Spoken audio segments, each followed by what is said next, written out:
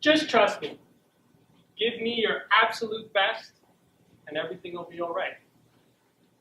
These were the words uttered from my director's mouth as he told a room full of his managers that we were all about to lose our jobs to outsourcing. And to add a little salt to the pain, we had to now help the outsourcers integrate into our roles. The dialogue in my head went something a little like this. Trust you? Trust you? I don't even like you right now. The only thing I can trust is that I need to update my resume and get ready looking for a new job. Ladies and gentlemen, that conversation happened on March 15, 2001. And let me tell you something. I learned more about leadership in 6 months than I would in a lifetime because of that experience. You know, Steve Jobs says you can't connect the dots going forward. You can only connect them going back. Today, I want to connect those dots for you. I'm going to share the lessons I learned through that experience. 2009 was a turbulent time. The organization was in trouble. They had to find ways to cut costs. Actually, the world was in trouble. Financial markets were tanking. The housing market in the US was just devastated. Everybody was trying to find a way to cut costs. So outsourcing made sense. I get that now. The company was doing what it needed to do to survive. It was doing what it needed to do to stay competitive. Well, what did that mean for me? I've been with the company for 10 years. It's all I ever knew. I was upset. I was scared. What do I do now? It's all I have. Just trust me. Everything will be all right. This is what Gino told us. Gino's my director, by the way. He said, all we have to do is have a plan. We have to have a strategy. And we're going to be smart about our next steps. We all knew that we were going to lose our jobs. That was a given. It's how we dealt with it. It's what we did next that really made a difference. You know, he even got to the point where he said, have faith in me. I have to think about that for a second. I thought about Martin Luther King Jr.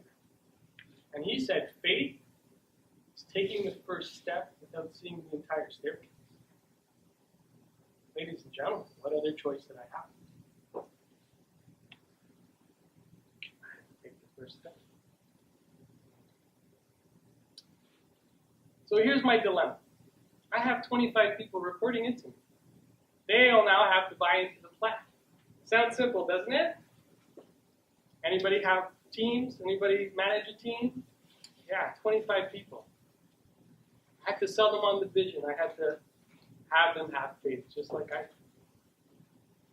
So, for the most part, it wasn't too bad. You know, I had a pretty good relationship with my team, and they bought in.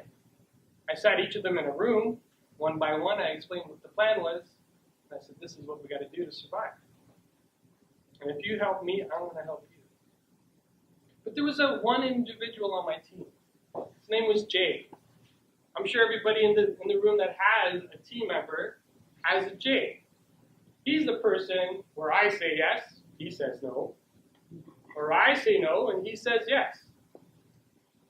This was the person I was really concerned with. This was the person I had to sit in the room and get him to buy in. And have him buy in and have some faith.